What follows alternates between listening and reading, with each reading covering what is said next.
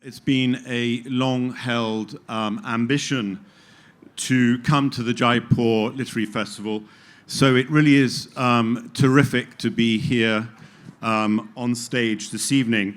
But it's also particularly cool for me because I am joined on stage by Roger Cohen and Anjan Sundram, who I was introduced to by a mutual friend of both Rogers and I a little while ago.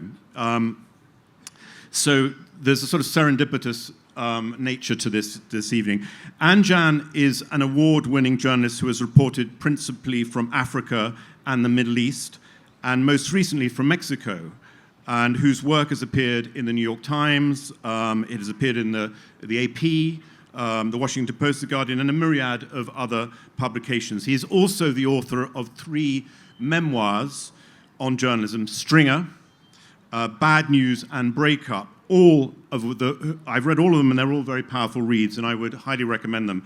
He has covered conflict in the Congo, Central African Republic, and most recently has been covering another type of conflict, the one that is waged against environmental defenders, that has claimed over 1,700 lives over the past decade. Roger, currently the Paris bureau chief of the New York Times, has worked for the Times for 33 years as foreign correspondent, foreign editor, and an opinion columnist between 2009 and 2020.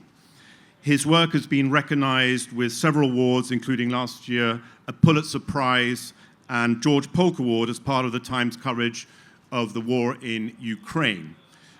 Believe it or not, though, Roger also had a life before the New York Times, working for both the Wall Street Journal and for Reuters. He has covered conflict all over the world during his career and has also authored 5 books, including a wonderfully crafted memoir, The Girl from Human Street. He has also wrote another book called Hearts Grown Brutal, a book called Sagas of Sarajevo, Soldiers and Slaves, and The Recent Affirming Flame, a meditation on life and politics, which, by the way, is worth buying and reading just for the introductory essay by itself. So our subject this evening is writing war, a subject that you both of these gentlemen have a deep, visceral experience of. So Anjan, I'm going to start with you, actually, because what I didn't say is that, in my intro, is that you also turned down doing a PhD at Yale. You also turned down a job being a mathematician at Goldman Sachs. In other words, you turned down security, good money, to become a freelance journalist. And not only a freelance journalist, to do it in a theater, which is probably the most difficult theater in the world, which is the most conflict-ridden, Central Africa. Why? I'm sure my parents asked me the same question back then, and I've struggled to answer it ever since. But it's true. I was studying mathematics. I was immersed in math. I thought I was going to become a math professor. I'd done my qualifying exams, for the PhD. I was about to begin my PhD, and I saw a piece in the New York Times, actually, in the lunch hall at university. And it was a tiny piece in the middle of the newspaper, bottom of the page, that said 4 million people had died in the Congo, and related some events in the war there. And it blew my mind that piece wasn't on the front page. And I wondered why a piece that spoke about events so large was such a small piece, and why it was buried in the middle of the newspaper. And that was the starting point for a series of events that included paying my final bill at Yale where I was studying. And the cashier happened to be African. I asked her where she was from. She said Zaire. I said, well, I might go to Zaire, which is the old name for Congo. And she said, oh, you stupid Yale kids, you don't know how to sign a check. I could steal all your money, and you're going to go to Congo, you're going to get robbed or killed. No, I'm not going to help you. And she had a second job at a parking lot. I would go there, buy her milkshakes, Dunkin' Donut milkshakes. And finally, she said I could stay with her family in Kinshasa. So I bought a one-way ticket. And really, out of a curiosity to cover these events that felt should be getting more attention. And it was, I didn't know how much change I could effect. what I would do, but that was a starting point for this long journey that I've continued for the last 18 years now. I want to get into what you witnessed in that long journey as well. Roger, sorry, there's a problem with Anjan's chair. there's a problem with your chair. It's not safe. We don't want to have... He's been in the Congo and Central African Republic, and he's more danger here with a chair than there. Roger, in your introductory essay, which I mentioned earlier in The Affirming Flame, you wrote, and I'm going to quote here, "More important is the view from the ground, the detail hard-earned, the smell of the place, the phrases that jolts, to see, to listen, to remain, to reflect, to report. These are the elements," which I think was a beautiful way of writing about journalism. But you have been a columnist for quite a long time, and you've been a reporter for quite a long time. You've just returned to reporting. Can you help explain the difference for you in your craft in a war zone, being a journalist versus being a commentator, being a reporter, as opposed to opining on something? Can you give us a sense of that? Well, hello everybody, and thank you, Stephen. I was not offered a job to become a mathematician at Goldman Sachs. Not sure why. My mother, being a good Jewish mom, of course wanted me to become a lawyer or a doctor, but I always loved to write, and that set me on my path.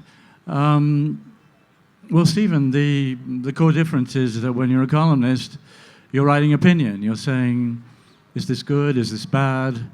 You're putting your opinions out on the page, which is pretty terrifying at first. And you can't hit the ball out of the park every time with a column. You know when one feels right. And I had extraordinary freedom as a columnist and enjoyed very much my time those 13 years. If, however, somebody put a gun to my head and said, what were you put on this earth to do? What have been the most memorable moments in your career as a journalist? It would be being a foreign correspondent, arriving somewhere you don't know, somewhere completely new, and just trying to understand, which is seeing, feeling, smelling, intuiting. There is no substitute for boots on the ground, which of course is expensive, and I think many wars are vastly underreported, as your career has illustrated, Anjan. I first went to cover war I was hired by the Wall Street Journal in Rome in 1983, more than 40 years ago, to cover the Italian economy. And the first thing they did was send me to Beirut to cover the war. You shouldn't go into journalism if you want a predictable career. And it was an extraordinary experience being in Beirut. The Marines, 250 Marines, had just been blown up by Hezbollah. And Beirut had been at war for quite a long time. And when I think of the details of somebody saying to me, we've reached a point where our children can't sleep at night unless they hear the sound of shelling. The sound of shelling had become soothing because they had heard it for so long, and if there was silence, it was terrifying. I remember watching a waiter at a Beirut restaurant with shelling all around, folding and refolding the napkins on the table to arrange them in the most elegant manner, more or less in the same way that many women in Sarajevo at the height of the siege would wear very elegant high-heeled shoes and dress up to show. They called it inat. Inat was defiance of the Serb forces shelling them from the hills and killing women and children indiscriminately. So I think war is like other forms of reporting. You're always looking for that moment of, that epiphany, that moment of illumination. It's like other forms of journalism, I don't know if you agree, Anjan, but with a higher intensity. If you're interested in people, and want to tell stories, nowhere are people revealed to you as naked, so to speak, as in war. It's, I want to go back a little later to this difference between being observing as a columnist and as a reporter. But before I do, when you've been to, and this is for both of you, when you've been to quite a few conflict zones, is there a way that you prepare yourself? I mean, clearly every theater of conflict is different, is unique. But is there a commonality in how you prepare yourself before you go into these places? Anjan, perhaps you can start. That's a great question. I think it's evolved over the years, obviously, as I've begun to understand what this kind of reporting entails. But I would say the common factor, if I think about it, is trying to find a human connection, someone I can trust, a trustworthy connection in those places. And that's my point. And that's, my previous answer was exactly that. The family in Kinshasa that would receive me in their home and that home could serve as, it became the AP headquarters, Associated Press headquarters in Kinshasa. I was the stringer there for Congo. And to find that place where I feel safe, from which I can begin to travel first, 10 meters, then 100 meters, then a few kilometers, but I can always come back. And it's sort of traveling in a war zone, reporting on a war. I find the most important thing for me is having the humility to know that I may need to turn back. I can't be stubborn about getting to where I want to go. At every point along the journey, I stop. I talk to people at bars, cafes, restaurants. I ask them, is it safe? And maybe sometimes they might say, oh, we heard an army convoy move last night, we're not sure. And in that case, I either have to turn back or I have to wait there and wait to know more, to know if it's safe. But I always have to be willing to turn back, and being willing to turn back means having somewhere to turn back to. And that is often this sort of, has to be this place where I feel safe, where people know me, where I trust the person. So I would say the most important piece of preparation is finding that human connection, speaking to them, asking them, will you receive me? There's a place in Mexico now that I want to go to when an environmental defender has been killed. And I called the community and I asked them, can you receive me and guarantee my safety? And they replied, we can't even guarantee the safety of our own people. So we can certainly not guarantee yours, and so I can't go. And so yes, I would say that's sort of the make or break decision. And then there's, of course, reading, trying to understand as much as possible about the conflict, about whom I'm traveling with, and all those other things. But I would say the most important factor is having that point of trust and security. Yes, reading, history. It's very important. People are shaped by it. You don't understand them unless you have that background in your head. Preparation is the worst. Anticipation is the worst. The worst moment is the moment of anticipation in war. When you're in it, you're in it. And the fear, at least in my case, and I think it's fairly general, recedes. And there's no point hiding that there is fear. I concluded some people just shouldn't go to a war zone, period.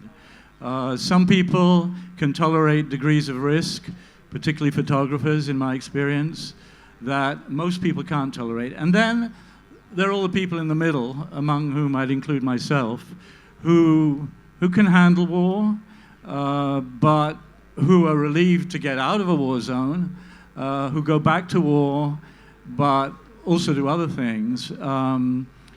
So yes, I would say certainly the anticipation, Stephen, is the worst. I was in Ukraine, I was in Russia last year and Ukraine the year before. And I was doing a big piece on Odessa, and then I decided to go to Mykolaiv, which was close to the front.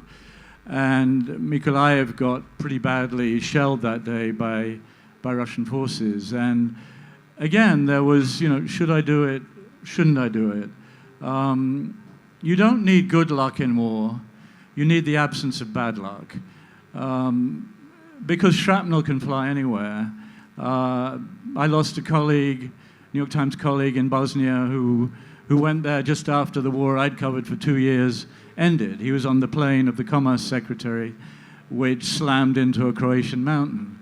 And he died leaving his wife and 3 children. So you need the absence of bad luck. You don't necessarily need good luck. Once you're in it, I think the adrenaline, the intensity of what you observe, the marriage of the head and the heart can produce some of the best journalistic copy. The danger is a voyeuristic one. You write a great story about terrible suffering. You're in a room where everybody's in tears, where maybe the body is lying there, maybe you've gone to the morgue in Sarajevo, and you're witnessing terrible grief. And maybe it appears on page 1, and maybe you receive a lot of notes about it. The grief remains, the people remain, and that's why, for example, after Bosnia, I felt I had to stop. I had to stop, and I did for a couple of years in order to write a book. It was not something I could just move on from. And have you changed over 33 years? And Anjan, have you changed over the time Alas, you've been doing yes, in many ways. In terms of how you prepare, though, the thinking that when you were first going into Sarajevo versus going now into Ukraine, is it the same amount of preparation, or do you think about things in a different way? I think I approach things in the same way. Everything is speeded up a lot, too much, probably. I feel that I want to do forms of journalism that take a lot of time. I've always believed in immersion in place. It's much harder to immerse yourself in place when you carry your world with you. When I was in Beirut, I could say I was going to see the Druze in the mountains. I'd be back in touch with my editors 4 days later. That does not happen anymore. But I'm concerned about insufficient readiness, preparedness, tolerance of trying to go deep into what people feel, which is the best way to tell a story. Even with an impossible assignment, I've been in Israel 3 times since October 7. There is no more difficult conflict to cover because the emotions are so charged. No conflict provokes such passions, such rage, such incomprehension, mutual incomprehension. And if you want to tell that story as best you can down the middle, through people on either side, you have to take time. There is no other way. And I feel maybe there are fewer people prepared to do that today than there were in another time. Anjan. When I hear Roger and when I hear your questions as well, I feel like the question that comes to my mind is why do it? Why take such risk? And I guess there are 2 parts to that. The first is to echo what Roger just said. As journalists, we travel to these places, we're traveling to these communities, we're there for a period of time. And that can seem risky to the average person living in a city, that can seem incredibly risky. But the people we're writing about, reporting on, they live there full time. And the risks that they take are infinitely larger. And so their courage, their bravery, is far greater than anything usually that journalists, even though we sometimes push the boundaries, usually it's only for a limited period of time. But secondly, I think they inspire through their courage in the darkest, most seemingly hopeless places.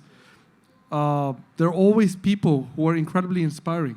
And I'm now in Mexico, and I went to a community's protest to protect their forest on a highway, and I asked what's going to happen next. I was protesting with the community, and I asked someone what's going to happen next. What's the government going to do? And that person said, oh, they're going to kill somebody. I asked them, who are they going to kill? They said, oh, they're going to kill David. That guy over there, they're going to kill him. They already kidnapped him once before, and they're going to kill him. And so later that day, I was in David's yard, camera turned on, and I asked him, aren't you afraid they're going to kill you? And he said, of course I'm afraid.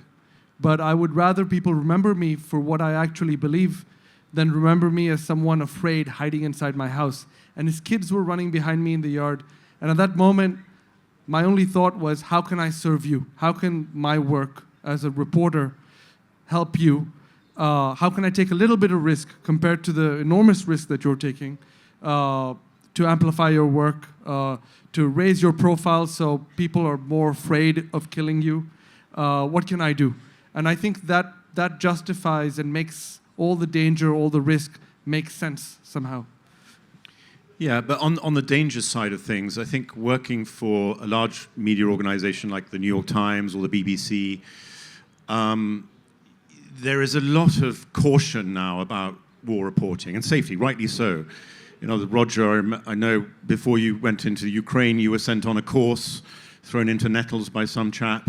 When I went to Bosnia, I was, 30 years ago, I was given a helmet, a flak jacket, and a broken down semi-armored Land Rover and told good luck. That's right, and, so it's changed that a lot. was it, yeah, a lot. And now you are prepared. We often, at New York Times, will often put minders around you, ex-soldiers will be protecting you. Whereas you are going into these places without any security at all, without a helmet or flak jacket. So this is, you're taking a really somewhat crazy risk in some of these things. I guess, when Roger described the shrapnel and the risks that shrapnel can go anywhere, I guess I would say the conflicts that I feel that I've reported on in Central Africa, to a degree in Mexico, they feel like conflicts at a more human level. And that gives me a certain confidence. I've had guns pointed at me. I've had people tell me, point the guns at me and say they're going to kill me. But because there's a human behind that weapon, I feel I can talk my way out. Whereas shrapnel, it's random. And there are bombs flying. And that to me is far scarier. And whereas, and you need the helmets and the flak jackets. Whereas here, in the conflicts I report on, I feel what you need is somehow the skill to make a human connection, even in that moment when you think they're ready to kill you. Yeah, and that's a skill. Yeah, flak jackets aren't really going to help. I mean, I think there's a danger in moving in a big entourage. I think the dream of most print journalists is just, speaking for myself anyway, is just to be wandering around with a notebook. You don't want to be particularly conspicuous. And I'd just like to second very strongly what Anjan said. I mean, you always dream, it almost never happens, but you do dream somehow of making a difference, of making a small difference, of getting voices that wouldn't otherwise be heard, allowing them to be heard. I mean, my kids are not happy with me. I mean, they say, and my grandkids now, I mean, they say, what the hell are you doing? You've done it all. Why would you go back to one of these places? And probably the answer would be that, that it's important, that it can just occasionally make a difference. And indeed, in Bosnia, I do think that the work of many, of John Pomfret at the Post, of Samantha Power, then a rookie journalist, of many others, just saying again and again and again, here is a European city with a dirt trench around it, in which women and children are being blown up every single day. I think I could see it sometimes. Those were very different times, a direct link between a piece and something the Clinton administration said. And finally, NATO reacted and in '95 and put an end to the war. So, yeah, it's that. I mean, so on that subject of Bosnia, I mean, you were a captive there, like everybody else. It was siege. No, not like everyone else. I could get out. They couldn't get out. Right. I had a press pass. So let's talk about objectivity in this, because I know in Bosnia in particular, Martin Bell, who was there, who you probably knew there, he raised his head above the parapet at the time during the Civil War and proclaimed he could no longer be impartial in the face of the daily atrocities of that conflict. I'm quoting here. And he ignited a very heated debate at the time. And it was quite acrimonious. His advocacy of what he called a journalism of attachment placed emphasis on the moral duty to tell the truth, however inconvenient, over and above the professional obligation to be impartial. What do you think about that this impartiality versus attachment journalism, if we can call it that? This is for both of you, actually. I've always been skeptical about the word objective. We're human beings. Each of us brings our sentiments, our feelings, who we are, into what we write. So objectivity is a long word that I think is impossible and probably not even desirable to attain. I do believe in fairness. I think one should try to be fair. I certainly, in Sarajevo, made the effort. I mean, one thing that distinguishes journalists in war is that we get to cross the lines. We get to cross the lines. And that's a complicated business because you're dealing with people who do not cross lines, who never cross lines. And so their minds are formed in one place, in one framework, or in another. And you somehow are trying to understand and bridge that. I made the effort to go and see Radovan Karadzic in Pale, which is precisely 8 minutes away by car from central Sarajevo. It took me 4 days to get there. I had to go to Split and fly to Zagreb, fly from Zagreb to Budapest, drive from Budapest to Belgrade, from Belgrade to Zvornik to come in on the Serb side, and then drive down to Pale. So that was an effort, and I spoke to him, and I thought he was pretty insane, and the interview confirmed it, but at least I made the effort. And so yes, I think one should try to understand both sides. I don't think one should strive for perfect objectivity. I mean, we're human beings. I certainly helped some people get out of Sarajevo because I had the means to do so. And I thought a woman saving her child was more important than anything I might write the next day in the New York Times. So now, today, there's an assault on what is called both sides journalism. That worries me. There's a view that journalism should consist entirely of taking a side and arguing it. And the opinion is normally formed before anything like reporting, going out, trying to understand, for example, why people vote for Trump.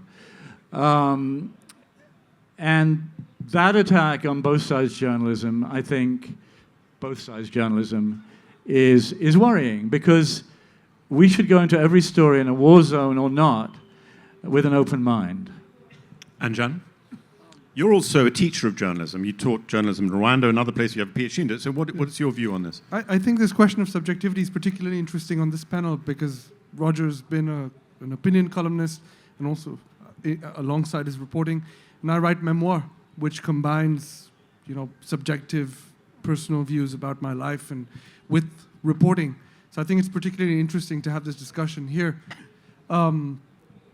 Personally, I find, to this question now of distrust in journalism in general, I find being transparent about our subjectivity, bringing that subjectivity to our side, can be powerful in creating a sense of trust with our audiences. And the way I try to do this in the memoirs that I write is I try to be transparent about who I am. I say I grew up in India. I studied at university in the States. My background, my education, all these sorts of things, and I try to present to the reader who I am and what that means about the kinds of stories I'll be drawn to, and the blind spots that I'll have. And I'm transparent about it. And I say, I also come from a position of ignorance. Often I'll begin my books at the point at which I knew nothing or almost nothing about the country, as Roger spoke about just now. I'll say, there was always such a point. And I like to start my stories there and say, hey, this is why I got interested in this situation.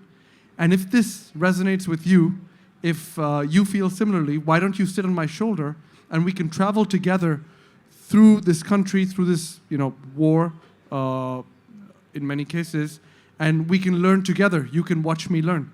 And how about, that's what I offer to readers. Yeah. You recently wrote a piece in called "Why the World's Deadliest Wars Go Unreported" in Foreign Policy magazine. Can you just give us a very, very pithy synopsis of what your theory was as to why? And perhaps, Roger, as a former foreign editor for the New York Times, you can give some insights into how we choose to cover various conflicts and not others.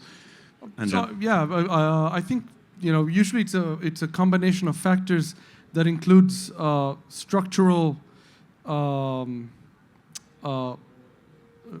classism. So the interests of the poor are very rarely represented or well represented in the media. I think there's a degree of colonial history in the news. I think there's also outright racism in many cases, especially in Mexico, for example, can point to that. But the thesis of my PhD, which you just mentioned, was to draw a comparison between the structure of international news and the structure of colonial administrations. In both cases,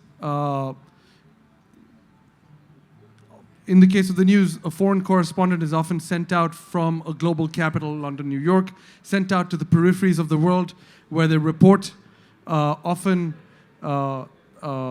appropriating the labor of local reporters, who often don't get paid as well, don't receive the prizes, and the foreign correspondent then transforms this information, which is sent back to the capitals and wins prizes and so on. And it's changing, but there's lots of similarities between how the news is produced today and there's a sort of parachute journalism of going in and covering something, but through the lens of the West, London, New York.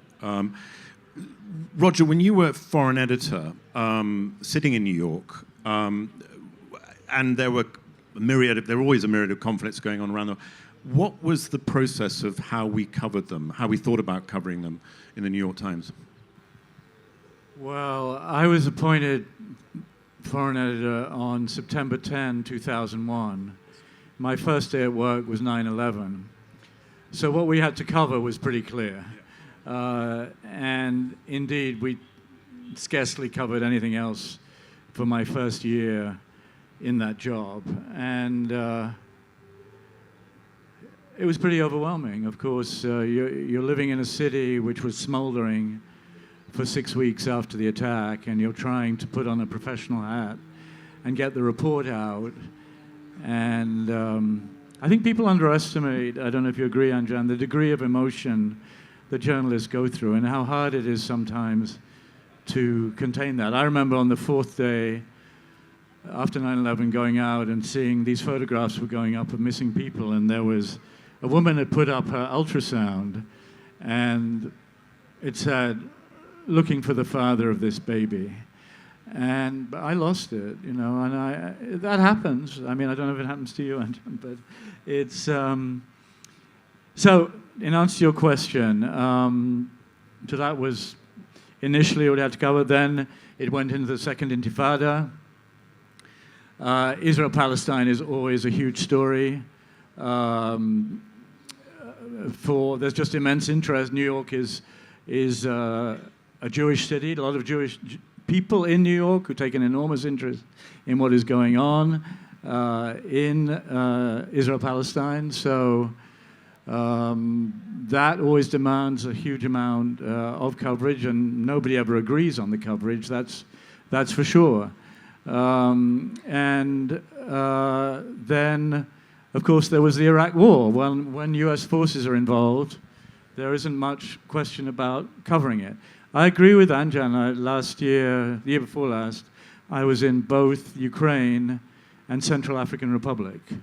Central African Republic is, I think, the most desperate place I have ever been in terms of the war, low-level war that's gone on there for many years, the extreme poverty, illiteracy, no roads, no electricity, no nothing. And of course, everybody I spoke to there said, well, you know, why do you take all this interest in Ukraine? Why do you never cover the wars here? And this is part of the anger of the global South. This is part of this feeling that you said the degrees of colonialism still exist. Absolutely, they still do. I mean, we still have a P5, you know, that was set up in just after World War II. 5 permanent members of the Security Council. How does it make sense that India is not a permanent member of the Security Council? It makes no sense whatsoever, and that has to change. But it's very hard to change it. And this anger is rising in the global South. So it's places that people don't know. It's places where people are unfamiliar. It's racism, as you said, Anjan. And so priorities are set, and a lot of conflicts get forgotten. We're going to go to questions. There's a question over here. There's over here. But before we do, I just want to I want to do one more quote. Again, it's from Roger's writing. It was from a column, and I'm going to read this quote because I want to pay homage to all of the journalists who cover war for their bravery. There's an expression that I went to cover a war and the war covered me. And I think people really do pay a price, and we should recognize that, and all the journalists. And I know your book, The Breakup, you had a very significant personal price for covering the war. But the quote is this, and it's from Roger, and it's one of his columns. After covering war, a friend said, and he mentioned this earlier, by the way, after covering a war, a friend said, buy yourself a house. I did. I came to this French village where church bells chime, the rhythm of the days, married here, raised children, and parked Bosnia somewhere in the corner of my mind. I had to forget, just enough to go on. There is always a measure of guilt in survival when so many have died. There are faces in death and bereavement that can never be eclipsed. So, again, I just wanted to read that as a homage to you, both of you men, but also the amazing women journalists out there and all the journalists that are covering war. So let's now go to questions. And there's a very insistent gentleman over there. So we'll go there first. Let's take two at a time. Hello. Sorry for being insistent. I didn't know if you could see me behind this. Thank you very much for the session. Such an interesting presentation. And I also wanted to just support the point that you made in terms of the bravery and the heroism of journalists such as you. So perhaps I don't want you to misinterpret my question. So I'm a diplomat, and I've worked also in a number of countries that have been in conflict. And I think as diplomats, we're definitely more risk-averse and conservative because we operate under stricter rules, externally imposed rules in terms of where we go and the consular services we provide. So in terms of risk appetite, my experience has been that journalists who report, such as yourselves, in areas like that are often not keen to hear the advice that we have to give as diplomats. And of course, there's huge courage and bravery in what you do and such a commitment to an important public service. But I just wanted to ask you, perhaps a little controversially, how much of this willingness to venture into war zones and the risk-taking is also perhaps driven by adrenaline and ego, and that there are other issues and concerns perhaps because there are risks also posed to those who have to go and try and rescue journalists when they do get into difficult situations. So I'm just interested to know what your thought is on that. How much is driven by ego? We'll get to that. And let's the lady behind you there with the scarf. Roger, if I may ask you a question. You said you'd been to... Sorry, can you hear me? No, yeah. You said you'd been to Israel 3 times since October the 7th. Does the New York Times, if you were to cover that, expect a particular narrative from you? Particular? Narrative. I ask only because the media in general seems to have taken distinct sides in this conflict. Okay, so let's take those two questions. Anjan, can you cover the first one about ego? By the way, there was I was reading a few comments by female war correspondents who said that, intimated that, and we're an all-male panel here, so female, is there more nuance in a female, less driven by ego? Well, I guess to the question about the female perspective, I remember my ex-wife, whom I write about in my book Breakup, which incidentally is about the Central African Republic, the country that Roger just spoke about as being so desolate.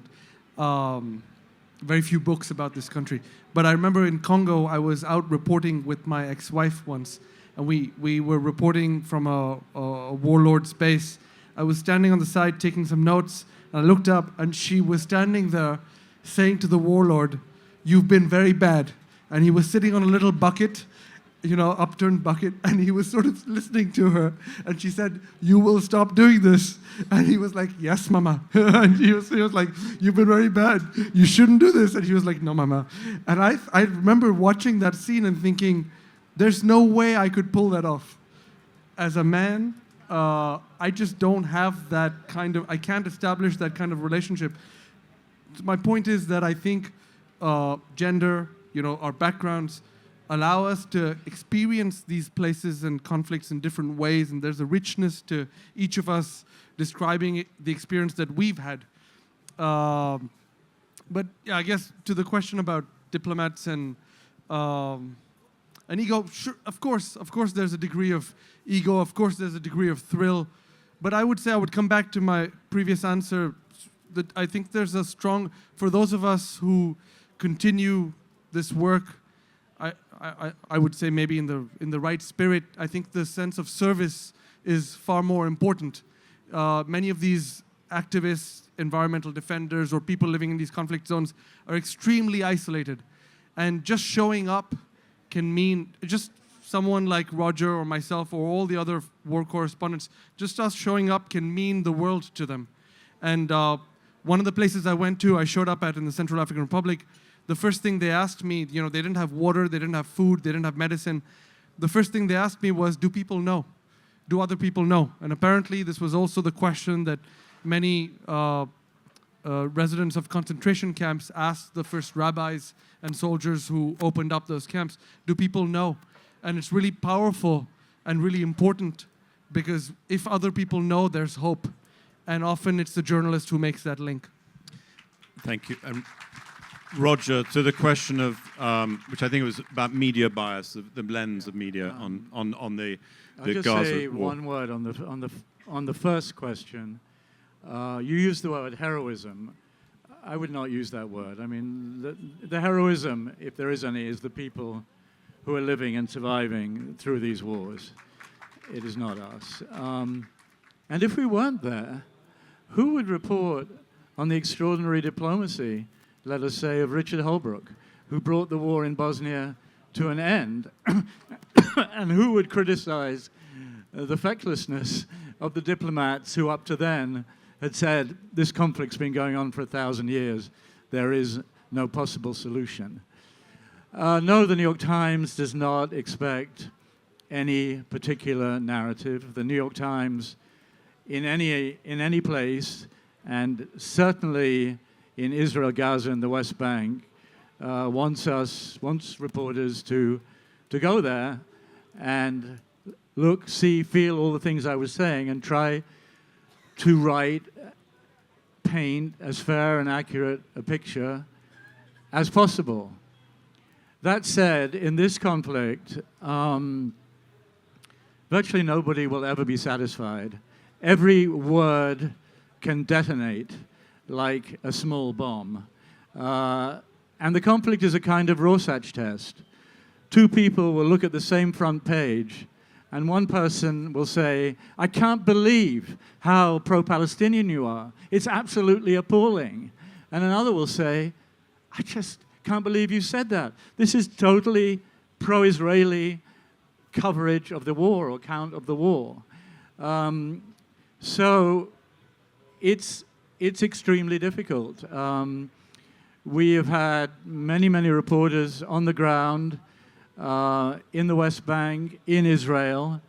Gaza, of course, has been much more difficult, and we've had to rely overwhelmingly on local reporters, photographers, who are also trying to protect their families from the Israeli bombardment that followed the Hamas terrorist attack on Israel. So it isn't easy. It's the most difficult conflict in the world to cover. But no, there is no request for a certain narrative. Of course, social media, goes crazy. As long as social media goes crazy on both sides, then maybe we're doing something right. There's online on the New York Times website, there's a piece that Roger wrote, who's recently spent quite a long time in the West Bank. And if you want an example, what I believe is nuanced, balanced reporting, you should read that. It's an excellent piece coming out in print this coming Sunday. I'm going to go to this side. We've got two more questions, I think, time for. This gentleman here. So you. Yes, you point. And there's where?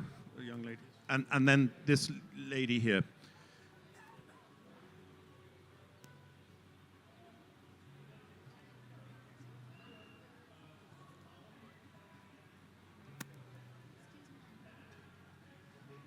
We're going to go to, is it working now?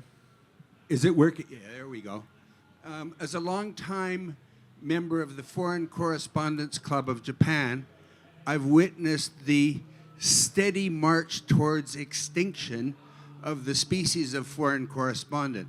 And I wonder how we're going to write war if we don't have any more foreign correspondents. That's part one. Small part two, where in Mexico, Anjan? Give us the date line. Which state? Is it Oaxaca? Where? And this lady here. Yeah. Good evening, sirs.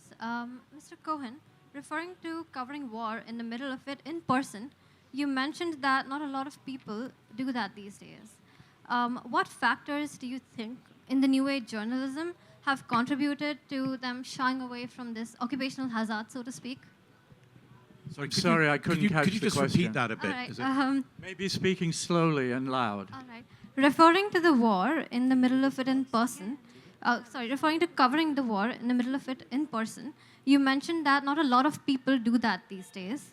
What factors do you think in the new age journalism have contributed to them shying away from this occupational hazard, so to speak?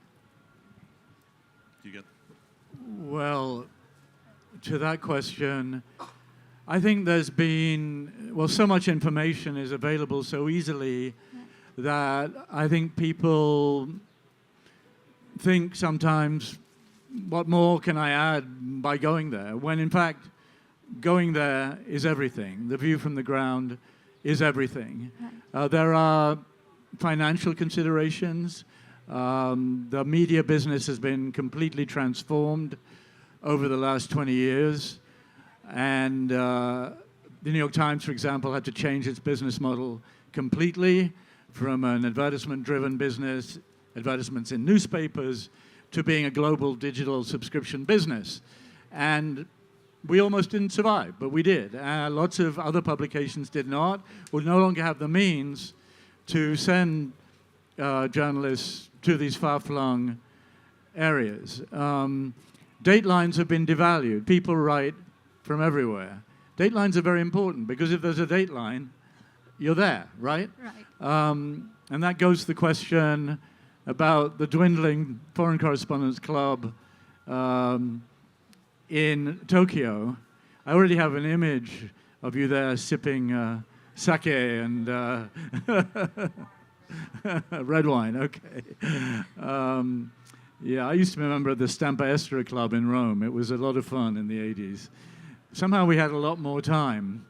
When I was based in Brazil, later in the 80s, my colleagues, I was then at the Wall Street Journal, and my colleague from the New York Times, Alan Riding, and from the FT, Ivo Dorney, we would have a lunch once a month. And the toast at this lunch was always yesterday's news, today's story, because we would read the papers and write something or other. So anyway, those days are gone.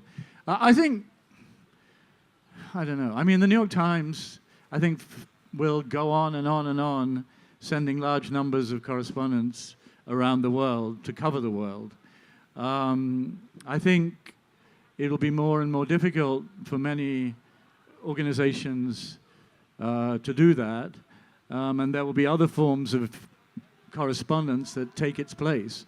And some of that, Anjan, will be very, very good and very, very important. Anjan, you need to respond to the question about where in Mexico, and unfortunately we have to bring it to a close. But yeah, I'll be quick. I think as foreign correspondents, we have, to Roger's point about us not being heroes, we have a degree of protection. I can say things that a Mexican reporter can't. Yesterday I was speaking to a researcher on cartels, and I was asking him questions, and he said, the questions you're asking me are probably the single most dangerous questions, or the set of questions in Mexico to be investigating. And a Mexican reporter, 9 out of 10, he'll be killed. But maybe you have a chance because you're foreign. And so I think we have a degree of, a certain obligation, responsibility to investigate what others can't, because we're protected. And to your question about where in Mexico, it's all over. I'm mostly been in the south, in Michoacan, in Guerrero, in Oaxaca, in Chiapas. I was just in Chiapas for 3 weeks. So yeah. Ladies and gentlemen, thank you for listening. Thank you for your questions. And thank you to our panelists. Thank you.